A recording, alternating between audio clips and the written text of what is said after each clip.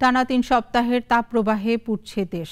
স্থায়িত্বের দিক দিয়ে চলতি বছর দেশে গত ৭৫ বছরের রেকর্ড ভেঙেছে তাপপ্রবাহ।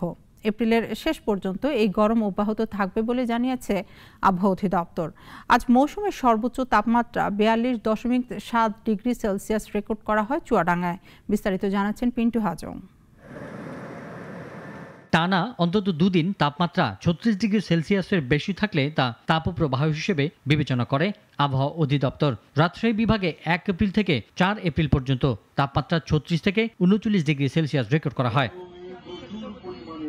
পরবর্তীতে ঢাকা, খুলনা ও রংপুর বিভাগেও তাপমাত্রা বৃদ্ধি পায় এবং দুদিন তা অব্যাহত থাকে। শুক্রবার চলতি মৌসুমের সর্বোচ্চ তাপমাত্রা ৪২.৭ ডিগ্রি সেলসিয়াস রেকর্ড করা হয়েছে চুয়াডাঙ্গায়।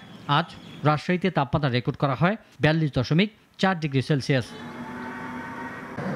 আবহাওয়া অধিদপ্তর থেকে জানা গেছে ১৯৪৮ সাল থেকে গত ৭৫ বছরের ইতিহাসে এবারই প্রথম এমন দীর্ঘ সময় ধরে তাপপ্রবাহ বইছে বাংলাদেশে। চলতি এপ্রিলের প্রথম সপ্তাহ থেকেই এখন পর্যন্ত টানা তাপপ্রবাহ বয়ে যাচ্ছে।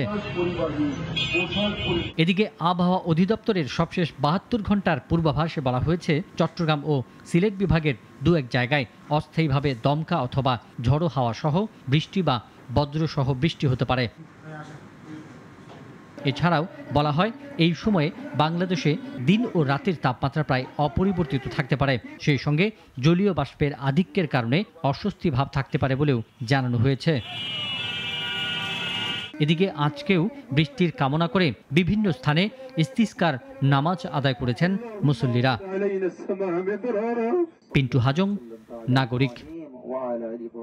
একমাত্র ওয়ালটন এসি দিচ্ছে ১ বছরের রিপ্লেসমেন্ট গ্যারান্টি।